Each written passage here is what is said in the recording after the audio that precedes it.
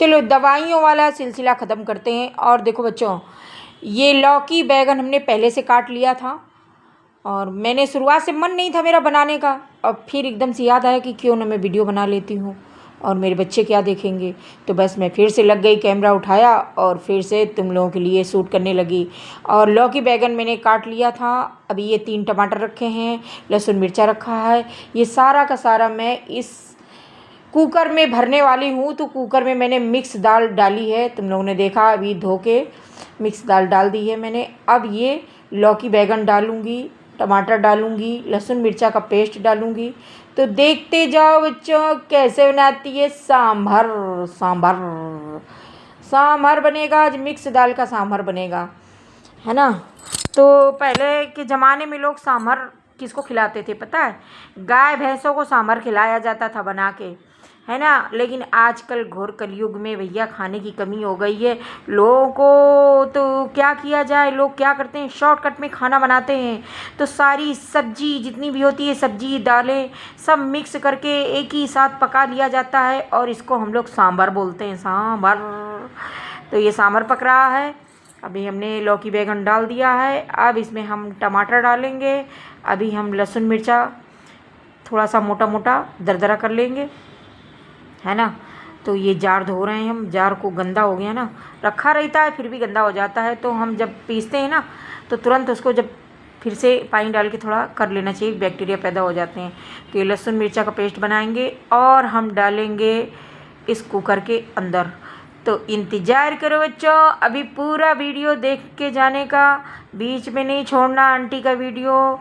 Aunty पूरा दिखाएगी A to Z कैसे बनाती है सांभर। तो सांभर बन रहा है बच्चों और ये लो खांसा पादा शुरू हो गया अंकल जी का, है ना। आज मेरी जम के लड़ाई हुई है बच्चों इनसे। हाँ, हम लोगों की लड़ाई ख़त्म नहीं होगी, मरते दम तक लड़ाई चलती रहेगी हम लोगों की। क्या करें बच्चों, तभी देखो किचन में आए थे ना लहसुन देने, साइलेंट थे एकदम। हाँ, तो ये देखो लहसुन मिर्चा बन गया हमारा, अब हम डालेंगे इसमें, है।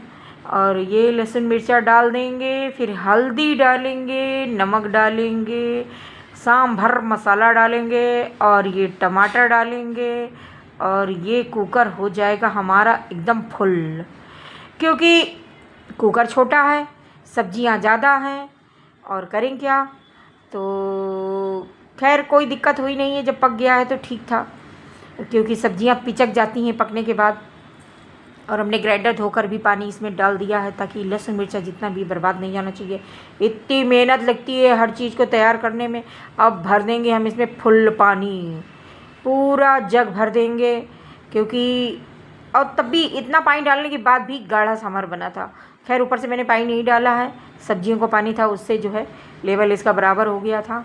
और अब डालेंगे हम इसमें नमक और डालेंगे, फिर क्या डालेंगे देखते जाओ बच्चों, कोई जाने का नहीं, आंटी का पूरा खाना देखना। तो मैं पूरे खाने में क्या बताऊं, आज मैंने चावल बनाया नहीं है ना, तो चावल बनाया ना रवा का आइटम बनाया कि जैसे कि इडली और डोसा या अप्पे, कोई ऐसा आइटम बनाती थी सांभर के साथ जो कि अच्छा लगता है खाने में, उसका कॉम्बिनेशन उसी के साथ है। सांभर का कॉम्बिनेशन रवा वाले आइटम के साथ ही है, या तो चावल के साथ खा सकते हो ना। तो मैंने चावल बनाया क्योंकि अंकल जी की वजह से मुझे रोटा बनाने पड़ते हैं, तो मैंने रोटी बनाई, फिर मेरा मन नहीं किया चावल बनाने का ना, तो मैंने सांभर को छौंका। तो सब लोग खाना पीना कर चुके हैं और मैं अब बैठ करके इसमें वाइस डाल रही हूँ। तो मैंने सोचा कि शाम को मैं चावल बनाऊंगी और सांभर को छौंका लगाऊंगी। ये टमाटर मैंने 3 टमाटर इसमें डाल दिए, शाम को छौंका लगाऊंगी और चावल बनाऊंगी, तो ये खाना शाम को हो जाएगा। तो ये ख़त्म हो गया है सांभर, थोड़ा ही बचा है, तो दिखाऊंगी शाम को, जब मैं शाम को इसका खाना तैयार करूंगी। तो आधा कुकर तो ख़त्म हो गया, आधा बचा है, तो आधा शाम के लिए हो जाएगा। तो मैंने जानबूझ के इतना सारा बनाया था ताकि शाम के लिए भी खाना हो जाए, क्योंकि मैं एक बार बनाने में इतना थक जाती हूँ कि दोबारा बनाने का मन नहीं करता है खाना, है ना। बनाते बनाते इतना, अब इन सब चीज़ों में मेहनत लगती है बनाने में, ये तैयारी वो तैयारी, ये डालो वो डालो। और जानते हो कितनी मेहनत कर चुकी हूँ मैं, कितने वीडियो शूट कर चुकी हूँ, कितनी मेहनत अपनी लगा चुकी हूँ इस इंस्टाग्राम पे। और जो खुद करेगा बनाएगा तो वही समझ सकता है। और मैं क्या बयां करूँ अब, अब तो मेरी हालत ख़राब हो गई। अब तो मेरा बिल्कुल मन नहीं करता वीडियो बनाने का, लेकिन फिर भी मैं तुम लोगों की खातिर हार नहीं मानूंगी बच्चों। ये देखो हल्दी डाल दे रही हूँ। नहीं हल्दी नहीं, ये सांभर मसाला है। अभी हल्दी भी डालूंगी। तो हल्दी में डाल चुकी हूँ शायद, पता नहीं, मैं बातों में लग जाती हूँ और ध्यान भूल जाता है क्या कर रही हूँ। तो ये हींग भी डाली थी बच्चों।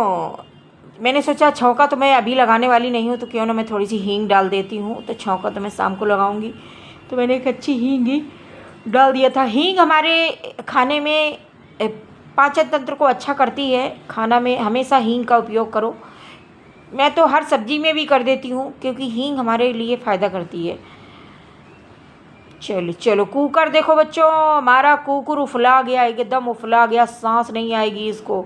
लेकिन मैं डर रही थी इसको चढ़ाने में, कहीं ऐसा ना हो कि ये फट अट जाए, इतना उफला गया था। लेकिन मैंने इसमें ज़्यादा प्रेशर नहीं लिया था, धीमे धीमे डर डर के प्रेशर लिया था, कहीं ऐसा ना हो कि ये गड़बड़ हो जाए मामला। और ये कुकर मैं स्टील का लेकर के आई थी, एल्युमिनियम वाला कुकर मैंने साइड रख दिया है। 3-4 कुकर है मेरे पास एल्युमिनियम के, लेकिन उनको मैं यूज नहीं करती हूँ अभी। और मैं 3-4 कुकर कढ़ैया जो है लाने वाली हूँ, वो भी स्टील की लाऊंगी।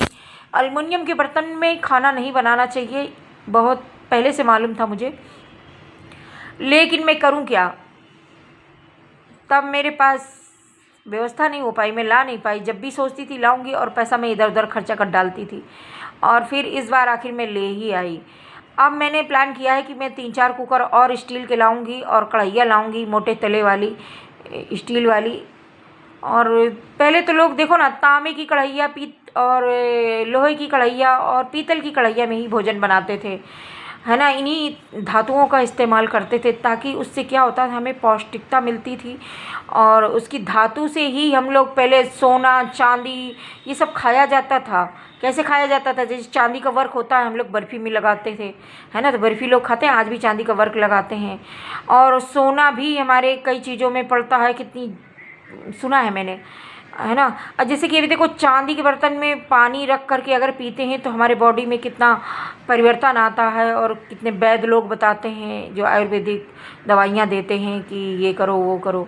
तो इन धातुओं का बहुत महत्व है हमारे शरीर में, और पुराने लोग इन धातुओं से ही जुड़े थे। आज हम लोग इन धातुओं को छोड़ चुके हैं, और इसीलिए आज हमारे भोजन में कोई ताकत नहीं रह गई है, और हम लोग रोज़ बीमार होते हैं, तरह तरह की बीमारियों से ग्रसित होते हैं। खैर भगवान मुझे बचाए, भगवान सबको स्वस्थ रखे।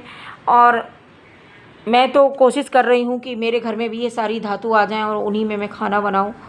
और मैं बहुत जल्दी जो है पीने का पानी यानी सब उन्हीं धातुओं में रखने वाली हूँ। और अगर स्वस्थ रहना है तो उन पुरानी चीज़ों को हमें अपने ऊपर लागू करना होगा, तभी हम स्वस्थ रह पाएंगे।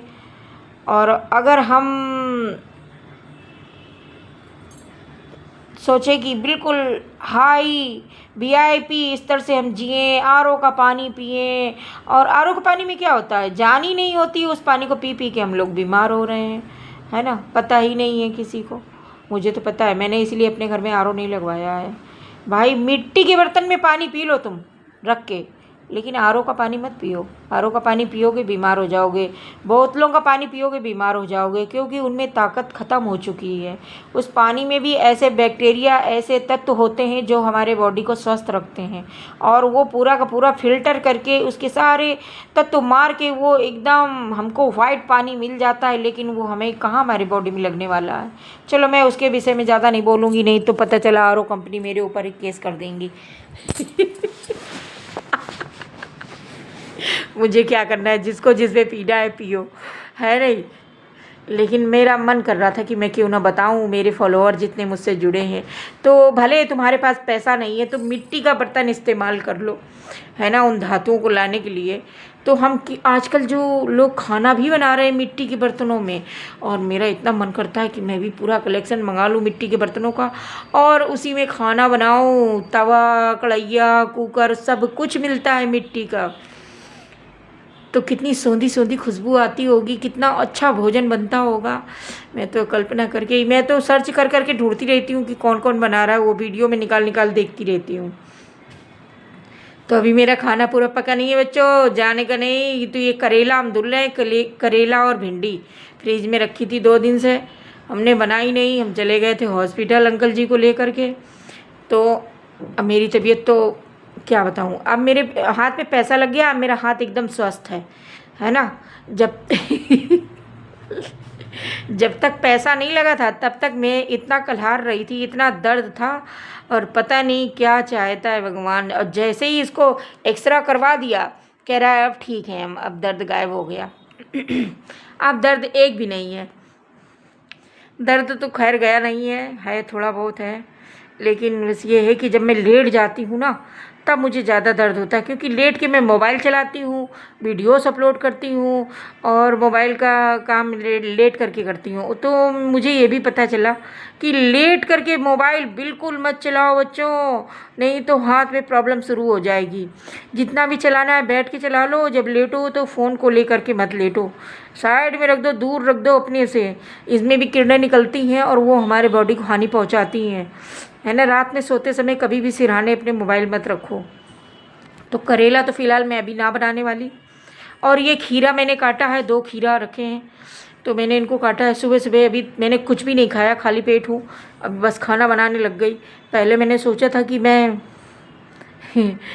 नाश्ता बनाऊंगी, लेकिन नाश्ता ना बना के मैं सीधे सांभर चढ़ा दी, सांभर पकने के लिए। और खीरा खा रही हूँ बच्चों, है ना। और भिंडी और करेला मैंने धो करके रख दिया है, और भिंडी मैं बना लूँगी। भिंडी मैंने बनाई है।